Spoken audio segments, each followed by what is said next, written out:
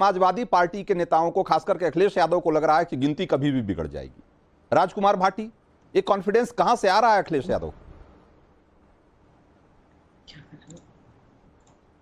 नहीं, आपने शुरू में 3 सवाल उठाए, मैं बहुत संक्षेप में तीनों का जवाब देना चाहूंगा। पहला तो ये कि ये 1/3 प्रधानमंत्री हैं। 1/3 प्रधानमंत्री इसलिए हैं कि नीतीश और नायडू जी की बैसाखियों पर टिके हुए हैं। जैसा कि वरुण पुरोहित ने कहा कि ये अब मोदी सरकार नहीं है, ये ना मोदी सरकार है, ना भाजपा सरकार है, ना एनडीए सरकार है, ये एनएनडीए सरकार है। नीतीश नायडू डिपेंडेंट अलायंस की सरकार है। ये नीतीश नायडू के ऊपर डिपेंड है पूरी तरह। दूसरा आपने सवाल उठाया कि मोदी की हार क्यों मान रहे हैं। मोदी की हार इसलिए मान रहे हैं, मोदी जी ने नारा दिया था कि बीजेपी 370 और बीजेपी की आई 240, यानी 133 सीटें कम आई हैं, जो मोदी जी चाहते थे, जो मोदी जी ने देश से मांगा था, जो मोदी जी को उम्मीद थी। मोदी जी की अपील को जनता ने नकार दिया। उन्होंने 370 सीटें मांगी थी, उन्हें 240 दी, 133 सीटें कम दी हैं। दूसरे, वाराणसी में मोदी जी 2019 में जीते थे 5.5 लाख वोट से। इस बार खींच खाच के 1.5 लाख वोट से जीते हैं जैसे तैसे करके। अगर वहां, मैं वरुण जी की बात से सहमत हूं, थोड़ा सा और ताकत लगाई जाती तो मोदी जी इस बार चुनाव हार गए थे। तीसरी बात कि मोदी जी कमजोर प्रधानमंत्री कैसे हैं, ये क्यों कहा जा रहा है कमजोर प्रधानमंत्री हैं। और ये जो आपने अभी पूछा, अखिलेश जी कह रहे हैं गणित बिगड़ेगा। गणित इसलिए बिगड़ेगा कि मोदी जी पूरे चुनाव ये कहते रहे अपने भाषणों में कि जब तक मोदी जिंदा है मुसलमानों को आरक्षण नहीं होने देंगे। तब मुसलमानों के लिए कोई काम नहीं होगा इस सरकार में, कोई इस और हाँ, इनके जो प्रमुख सहयोगी हैं चंद्रबाबू नायडू, उन्होंने अपने घोषणा पत्र में कहा कि आंध्र प्रदेश में मुसलमानों को 4% आरक्षण लागू करेंगे, हर मुसलमान को 60 की उम्र के बाद पेंशन देंगे, मुसलमानों को ब्याज रहित ऋण देंगे, हर शहर में ईदगाह के लिए, कब्रिस्तान के लिए जमीन देंगे। तो या तो मोदी जी को घुटने टेकने पड़ेंगे या नायडू को घुटने टेकने पड़ेंगे। ठीक है, और जी तो ये आपके तीनों सवालों के जवाब आ गए ना राजकुमार भाटी। अब पहली बात है, अब आपके हिसाब से अब आपके तीनों सवालों के जवाब आ गए ना। मैं आपसे एक बात कहना चाह रहा हूं, केवल 10 सेकंड, केवल 10 सेकंड। हाँ ठीक है, केवल 10 सेकंड। हाँ हाँ, बोलिए ना, बोलिए। नीतीश जी सीएए के, यूसीसी के और अग्निवीर के विरोधी रहे हैं। वो तीनों योजनाओं को वापस लेने की बात कर रहे हैं।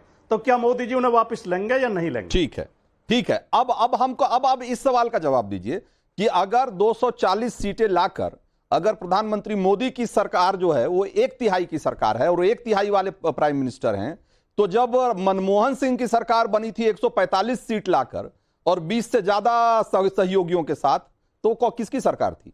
वो दहाई सरकार थी। कौन सी सरकार थी कि दशमलव वाली सरकार थी? उसको कौन सा सरकार कहेंगे? और भाई आज भी 240 जितनी सीटें आई है, आप सबको मिलाकर उतनी सीटें नहीं आई। भाई सच तो यही है ना, 6 सीटें अभी भी कम है उससे, सबको मिलाकर। देखिए, तो आपका आंकड़ा कहां बैठता है, ये भी तो सोचना चाहिए ना रंजीत जी। पहली बात। नहीं, दूसरी बात नहीं, मैं आपने जो 2 बातें कही ना, 2-3 बातें, मुझे लगता है कि उसका जवाब आपको मिलना चाहिए। तो पहली बात तो यह है कि भाई अगर किसी को दहाई और सैकड़ा कर देना है तो एक अलग बात है, लेकिन सच तो यह है कि आप दहाई का आंकड़ा नहीं पार कर पाई कांग्रेस। और रही बात कि आपने मांगा कितना और मिला कितना, तो आप भी तो 80 की 80 सीटें जीत रहे थे।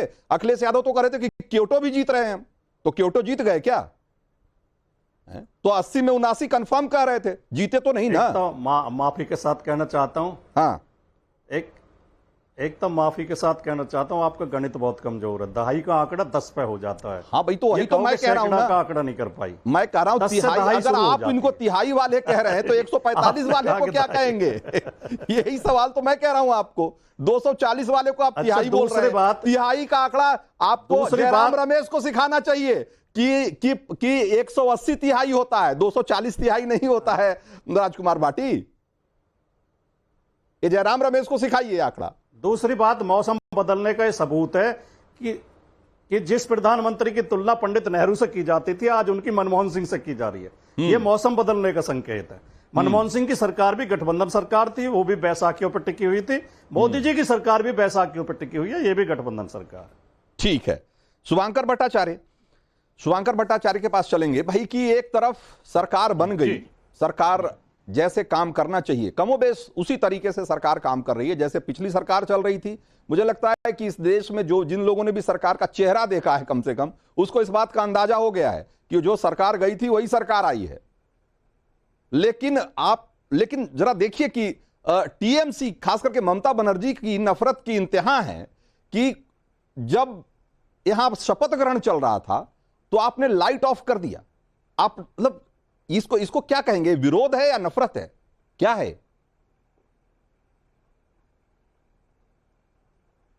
नहीं रंजीत जी, पहले तो ये जानते हैं ये सारी जो बातें हैं हाँ। कि लाइट ऑफ करके बैठे थे, ये कहीं ना कहीं मैं मानता हूं, मेरा व्यक्तिगत ये मानना है, ये सारी वो एग्जैजरेशंस है जो सागरिका जी ने जो है उसको ये व्यक्त करने के लिए कि ममता दीदी इसमें दुखी थी, उस बात को व्यक्त करने के लिए she went a little overboard, उनको थोड़ा सा उनको अतिशयोक्ति की कहीं ना कहीं। तो ये सारी बातें ही हैं और इनका महत्व, जैसे आपने कहा 1/3 के प्रधानमंत्री, इन सब बातों का महत्व उतना ही है जैसे कि आपके घर में घुस के आपका मंगलसूत्र छीन लेना या 3 भैंसों में से एक भैंस ले जाना, ये सारी बातें। लेकिन अहम जो आप ही के सवालों में से बहुत अहम सवाल ये है कि बात ये है कि शायद 1/3 के प्रधानमंत्री इसलिए कहा जा रहा है क्योंकि पिछले जो 2 टर्म्स इनके रहे तो उसमें जो हम लोगों ने जिस प्रकार के उनके डिसीजंस मोदी जी के आते देखा, जैसे कि रात के 12 बजे नोटबंदी हो जाती है, अचानक रात के 12 बजे आते हैं, पूरा लॉकडाउन, कोविड लॉकडाउन घोषित कर दिया जाता है और उसका कितना लंबा टाइम चलता है, कभी कोई प्लान या डिस्कस वे में, या विपक्ष की बात छोड़ देते हैं, चलिए अपने एलाइज तक को साथ में नहीं लिया जाता था। तो बात यह है कि अब शायद हर एक चरण पर, हर एक डिसीजन पर 1/3 डिसीजन मोदी जी का होगा और 2/3 का इंपैक्ट जो है वो उनके सहयोगी दलों का रहेगा। ये शायद कहने का यहां पे ज्यादा अच्छा मकसद रहेगा, इस तरीके से अगर बात को रखा जाए। बाकी चीजें देखिए, भट्टाचार्य, उस हिसाब से तो 2/3 पोर्टफोलियो में 2/3 विभाग भी जाना चाहिए था उनके पास, 2/3 अच्छे विभाग भी उनके पास जाना चाहिए था। और दूसरी तरफ आप लोग माहौल बना रहे हैं कि सहयोगियों को तो झुनझुना मंत्रालय दे दिया, झुनझुना मंत्रालय दे दिया। तो भाई सवाल यह है कि अगर इतना ही दबाव होना है और इतना ही दबाव, तो दबाव दिखना चाहिए ना, वो दबाव तो नहीं दिख रहा कहीं।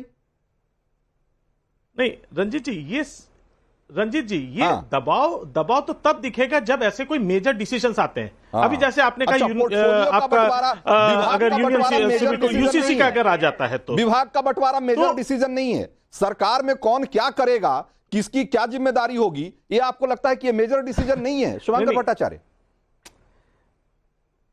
रंजीत जी, पूरी बात को सुने, आप उसको बेशक टोकिएगा, आपको मैं आपकी पत्रकारिता से वाकिफ हूं, आप लखनऊ में भी यहाँ पे बैठते थे, मैं उस समय से आपके साथ हूं, तो मैं जानता हूं कि आप चीजों को न्यूट्रल वे में देखने के काबिल हैं। इसलिए मैं आपके सामने एक बात को कह रहा हूं कि देखिए, निष्पक्ष तरीके से अगर सोचा जाए तो वो जो पहले तरीके से एक डिक्टेटोरियल जो डिसीजंस आते थे, जो उनका बिल्कुल उनकी जो स्वयं प्रभुता है वही सिर्फ दिखाती थी, अब वो डिसीजंस में कम दिखाई देंगी। वो सब चीजें जब यूसीसी लागू होगा तब आपको समझ में आएगा। बड़ी चीजें अभी बात है कि पोर्टफोलियो जिम्मेदार विपक्ष के नाते ये बात करने का तरीका हो सकता है। ये आप जो कह रहे हैं ये सही तरीका हो सकता है। मामले में टीडीपी का पूछा जाएगा। शुभंकर भट्टाचार्य, इसमें कोई दो मत नहीं है कि भाई एक अब एब्सोल्यूट मेजॉरिटी के साथ एक पार्टी की सरकार और गठबंधन की सरकार, दोनों में थोड़ा फर्क हो सकता है डिसीजन मेकिंग में, ये इसमें कहने में कोई बुराई नहीं है। लेकिन उसको 1/3 पीएम या इस तरह की बातें कहना, वो एक तरीके से मैं समझता हूं कि एक ऐसी कोशिश है जो कि गलत तरीके से चीजों को पेश करने की कोशिश हो रही है। ममता काले कैसे देखते